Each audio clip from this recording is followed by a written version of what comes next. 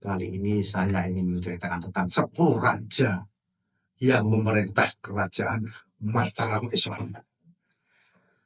Kesultanan Mataram Islam pada awal berdirinya terletak di alas Mentau yang berada di antara Kali Opak dan Kali Provo. Tanah tersebut diberikan oleh Sultan Pajang kepada Ki Ageng Pemanahan. Tanah itu kemudian dikembangkan oleh Ki Ageng Pemanahan dan berkembang menjadi kerajaan Mataram dan berlanjut ke Sultanan Mataram. Sejak saat itu, Mataram Islam telah dipimpin oleh sejumlah raja yang pernah mempertahankan kedaulatannya. Berikut 10 raja yang pernah memimpin Kesultanan Mataram Islam. Pertama, Sultan Panembahan Senopati atau Tongjoyo tahun 1584 sampai 1601. Sutowijoyo atau Panembahan Senopati merupakan pendiri sekaligus sultan pertama Mataram Islam. Ia menjadi seorang sultan setelah sang ayah yakni Ki Ageng Pemanahan wafat. Pada masa kekuasaannya, ia berhasil menaklukkan beberapa wilayah yang ada di sekitar Mataram Islam seperti Madiun, Surabaya, dan Kediri. Untuk memperluas daerah kekuasaannya, ia juga berhasil menguasai daerah Priangan dan menjalin kerjasama dengan Cirebon. Yang kedua, Raden Mas Julang atau Panembahan Setoingrat tahun 1601 hingga 1613. Raden Mas Julang atau Panembahan Setoingrat adalah putra dari Panembahan Senopati dengan selirnya Kanjeng Ratu Mas Waskito Jawi. Pada masa pemerintahnya, ia dikenal sebagai seorang sultan yang ahli dalam menyelesaikan pemberontakan. Namun, ketika pemerintahannya berjalan dengan rukun dan damai, secara mengejutkan Raden Mas Julang meninggal di hutan Kerapiak, sehingga namanya dikenal dengan Panembahan Setoingrat.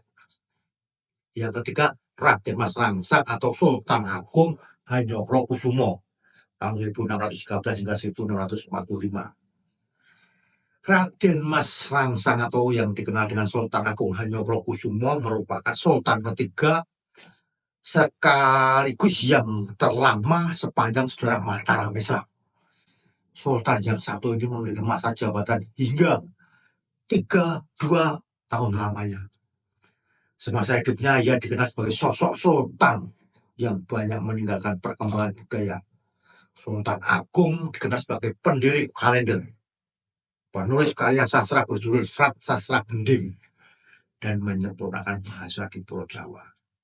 Yang keempat, Raden Mas Sahidin atau Amangkurat I tahun 1646 hingga 1677.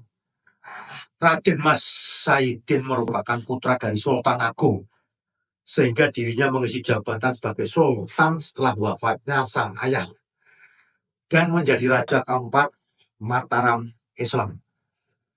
Tidak jauh dari sang ayah, ia juga memiliki jabatan yang lama sebagai sultan, yakni 31 tahun. Pada masa kepemimpinannya, Raden Mas Sahidin memiliki kebijakan yang berbeda dengan sang ayah. Ia memilih untuk menjalin hubungan dengan baik dengan pihak kolonial Belanda. Namun tindakannya tersebut salah, mengakibatkan timbulnya pemberontakan hingga dirinya meninggal.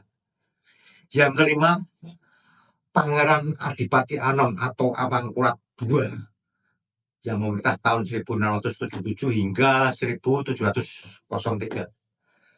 Pangeran Adipati Anom yang merupakan putra dari Raden Mas Sahidin ini juga memiliki jabatan yang terbilang lama, yakni 36 tahun selama memimpin Mataram Islam.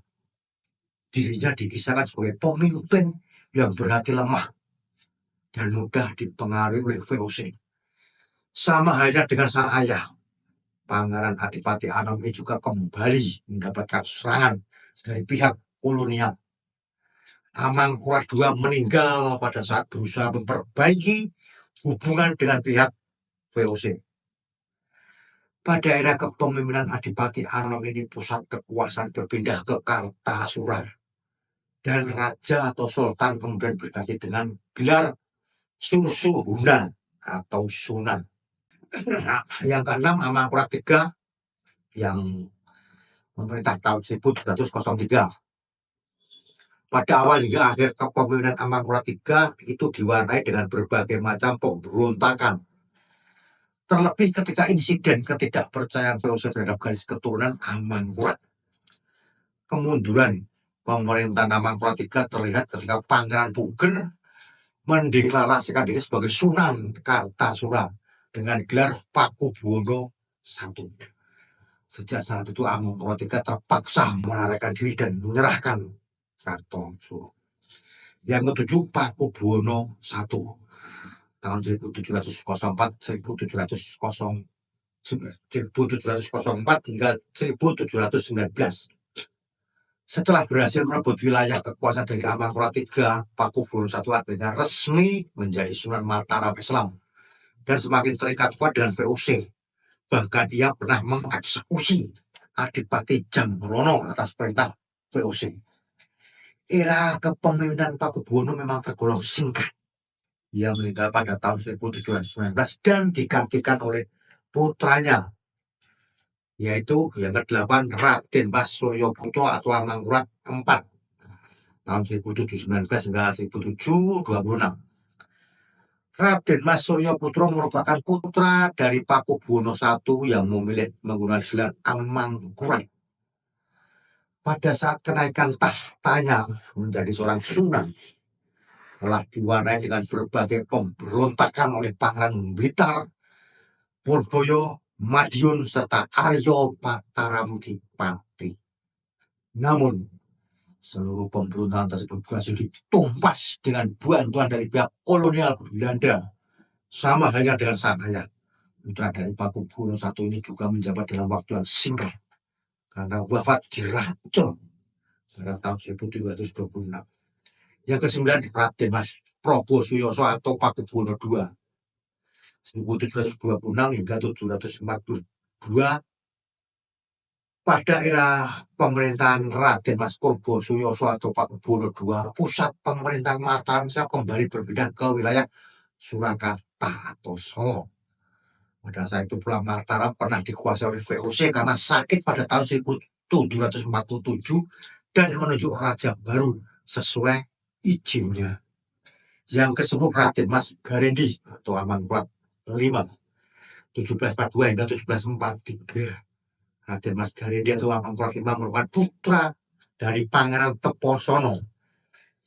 Ia diusung menjadi seorang sunan untuk menggantikan tahta Amangkurat IV oleh koalisi Jawa Tionghoa yang menentang kekuasaan Pakubuwono II. Amangkurat V hanya bertahta beberapa bulan saja.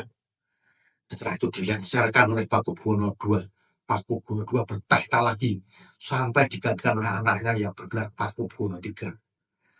Di saat yang bersamaan Pangeran Mangkubumi juga mengangkat dirinya menjadi raja dengan gelar Pakubuwono III.